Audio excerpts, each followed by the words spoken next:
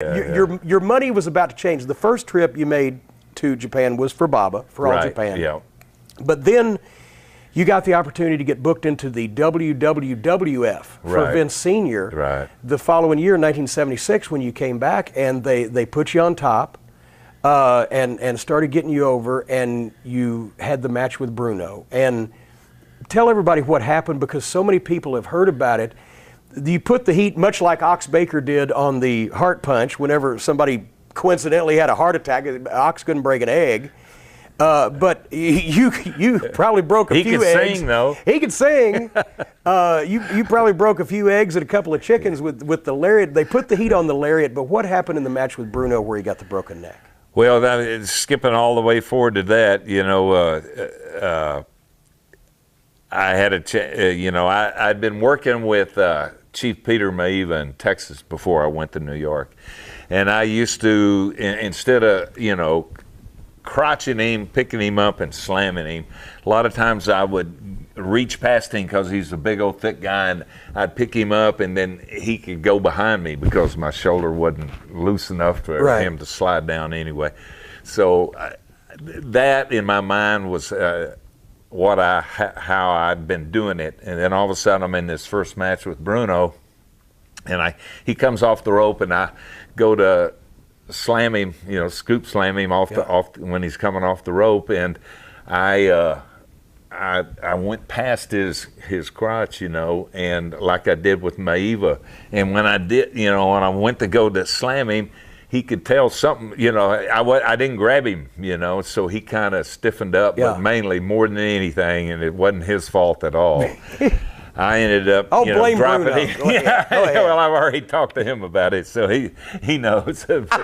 but I dropped him and slammed him on an angle about like that on the back of his head, and I saw that, but and he okay? He said, "Give me a second." So I didn't think he was that hurt, and but ended up.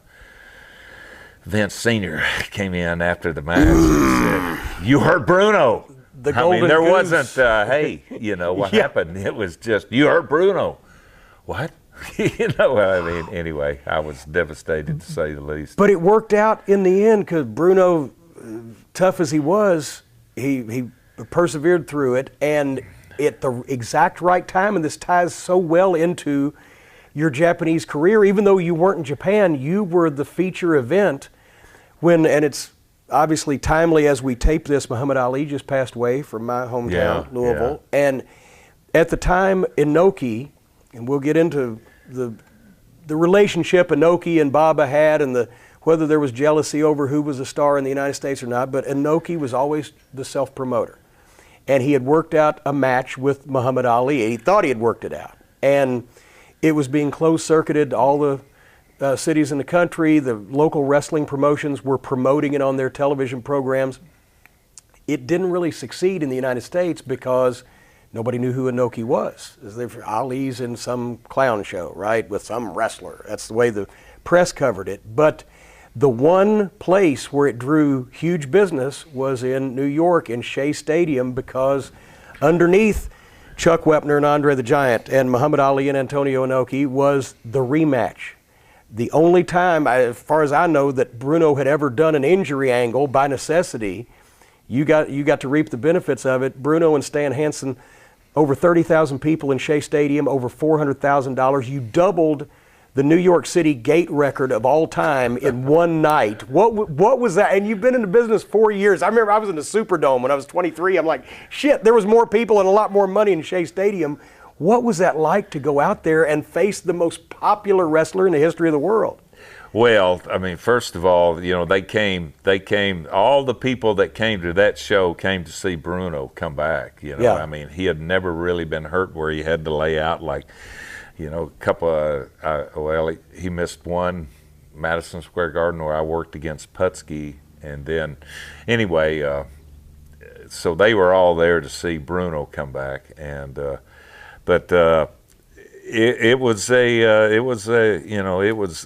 exciting in the sense that, you were talking about only in the New York territory. They closed circuited it around in the WWWF. All over the Northeast. And evidently it did pretty good there. Where Bruno was on the card, so I mean, in the other places it didn't do good. I heard, but I was in Louisville and I was one of the only ones. And they didn't have live matches; they just showed the closed circuit. Yeah, but anyway, they, it was something, and there's a couple of really interesting things about that match that went on. The people were coming, and I had a friend that was sitting watching, and he said there was, I write about it in the book, but there's like Italian women, women are dressed up with really nice clothes, like furs and everything. Oh, you started to say nice. I didn't know you were talking about their clothes. I'm sorry. But, they were all dressed up really nice, and they sat there through the whole thing. But when Bruno came out out of the dugout, the people jumped up, and she said that they literally started crying. Crying, Bruno. And she said, boy, that's when I realized, golly, this guy is something. So, they came to see Bruno. They didn't come to see Stan. When the Angle, they came to see Bruno get even, and he had to get even against somebody. But when the Angle got around and the news got around, you had death threats, right? There was serious heat all over the territory. Yeah, there was a lot of instances where, I was riding in one time on a train. This is my favorite, Long Island.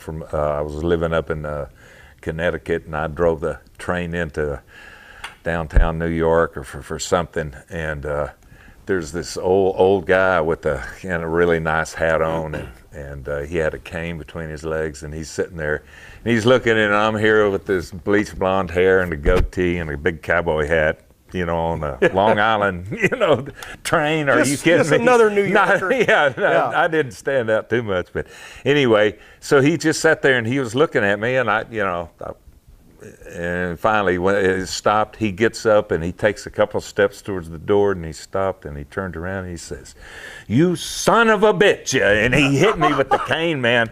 "You son of a bitch! You broke a Bruno's neck!" In this Italian accent. And then he got off the train, and everybody's standing around going, "God, what's going on?" Nobody knew, probably me, except that guy. But yeah, so there was some serious stuff, and eventually Vince and I had a few guns pulled on me and everything, and Jerry Blackwell was there, and he kind of literally saved my life one time by just grabbing the guy, and so Vince ended up sending me back to Texas and to get me out of the way, so nothing happened to me. Well, so that I would be there to show up. He was concerned about the show, I think, but that did also prove you could get too hot sometimes for the territory, because they had to do Blackjack Mulligan the time that he got cut real bad in Boston against Pedro. That's why I always heard they had to switch the belt off Pedro, because they were having too much heat in the matches. Those Northeastern fans in those days obviously were, serious fans. Well, let me tell you, Pedro was a real horse too, man. He could go. We had some great matches, and he laid them in, and I laid them in. I was young and dumb, and he liked it, man. I enjoyed working against him a lot.